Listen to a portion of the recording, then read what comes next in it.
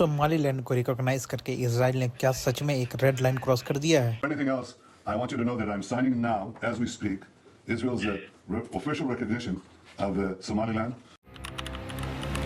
सिर्फ सोमालिया ही नहीं बल्कि वाशिंगटन से लेकर कायरो तक सभी लीडर हैरान हैं। आखिर क्यों मचा है इतना बवाल? चलिए समझते हैं इसकी कहानी को, जहां हिस्ट्री, बिट्रेयल और हिडन एजेंडा शामिल है। इस कहानी की शुरुआत 1960 से हुआ, जहां सोमालिया इटली की कॉलोनी थी, वहीं नॉर्दर्न सोमालिया जिसे हम सोमालीलैंड कहते हैं वो ब्रिटिश की कॉलोनी थी। 1960 में आजादी मिलने के बाद इन दोनों ने डिसाइड किया कि हम एक हो जाएंगे और इनके मिलने से बना द ग्रेट सोमालिया रिपब्लिक। इसके बनने के बाद नॉर्थ सोमालिया का सबसे दर्दनाक पन्ना 1960 और 1991 के बीच लिखा गया। 1960 में ब्रिटिश सोमालीलैंड और इटालियन सोमालिया का एक होना ही इसके टूटने की कहानी लिख रहा था। ग्रेटर सोमालिया के लिए सोमालीलैंड ने अपनी इंडिपेंडेंस को वॉलंटियरली सरेंडर कर दिया ताकि वो अपने भाइयों के साथ मिल के रह सके। लेकिन बहुत जल्दी ये सब खत्म होना था। धीरे धीरे सोमालीलैंड वालों ने नोटिस किया कि सारी पावर, चाहे वो प्रेसिडेंट हो, प्राइम मिनिस्टर हो, मिलिट्री जनरल्स हो, सब पर साउथ का कंट्रोल था। नॉर्थ ऑफ सोमालिया, जिसे हम सोमालीलैंड भी कहते हैं, को ऐसा फील कराया गया जैसे वो पार्टनर नहीं बल्कि सेकंड क्लास सिटीजन है। 1969 में जनरल सैयद बरी ने मिलिट्री कू करके सोमालिया को अपने कंट्रोल में कर लिया। सत्ता हथियाने के बाद सैयद बरी ने शुरू में तो सबको साथ लेकर चलने का वादा किया। जब नॉर्थ के लोगों ने आवाज उठाई कि उन्हें बराबरी चाहिए,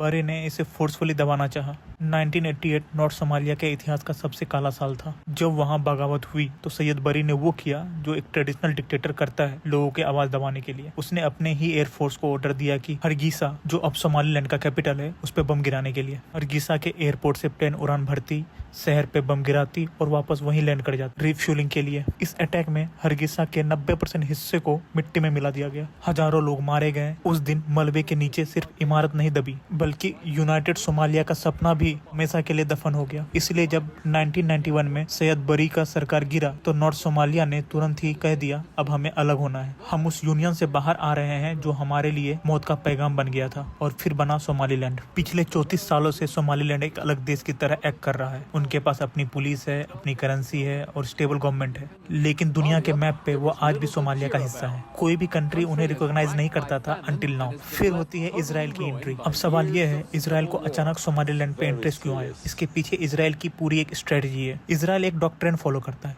जिसे वो पेरिफेरी डॉक्ट्रिन कहते हैं। मतलब अगर आपके पड़ोसी आपके दुश्मन है तो उनके पड़ोसियों से आप दोस्ती कर लो। इस वक्त इजराइल तीनों तरफ से घिरा हुआ है, लेकिन सबसे बड़ा खतरा रेड सी में है, जहाँ यमन में बैठे हुतीज इजरायली शिप पे अटैक कर रहे हैं और इजराइल के ट्रेड को रोकना चाहते हैं। सोमालीलैंड का लोकेशन देखिए, ये बिल्कुल बब अल मंदेब स्ट्रेट के मुंह पर बैठा है। वो रास्ता जहाँ से दुनिया के 30% शिपिंग गुजरता है। इजराइल को वहाँ एक स्ट्रेटेजिक बेस चाहिए और सोमालीलैंड को रिकॉग्नाइज करके इजराइल वह हासिल करना चाहता है। लेकिन बात सिर्फ इजराइल और सोमालीलैंड का नहीं है। इस गेम में एक और तीसरा प्लेयर है और वो है इथोपिया। कुछ महीने पहले ही इथोपिया ने भी सोमालीलैंड के साथ एक डील साइन किया। इस डील से इथोपिया सोमालीलैंड के पोर्ट को एक्सेस करना चाहता है। इजराइल और इथोपिया की सोमालीलैंड से करीबी इजिप्ट और सोमालिया को परेशान कर रहा है। इजिप्ट को लग रहा है अगर इथोपिया और पावरफुल होता है तो नील रिवर पे उसका कंट्रोल खत्म हो जाएगा और सोमालिया इसे अपनी जमीन की चोरी मानता है। अब डर ये है कि इजराइल का ये कदम हॉर्न ऑफ अफ्रीका में एक नया प्रॉक्सी वॉर शुरू कर देगा। एक तरफ इजराइल इथोपिया ब्लॉक और दूसरी तरफ इजिप्ट, सोमालिया और तुर्की ब्लॉक। इजराइल ने सोमालीलैंड को रिकॉग्नाइज करके एक पत्थर तो फेंका है, लेकिन इससे जो लहरें उठेगी वह पूरे रीजन में एक अनस्टेबिलिटी ला सकती है। क्या सोमालीलैंड अफ्रीका का नया सिंगापुर बनेगा या फिर बनेगा एक बैटलफील्ड? आपको क्या लगता है? क्या इजराइल ने यह कदम उठा के सही किया या गलत? कमेंट में बताएं। आज के लिए इतना ही। Thank you very much.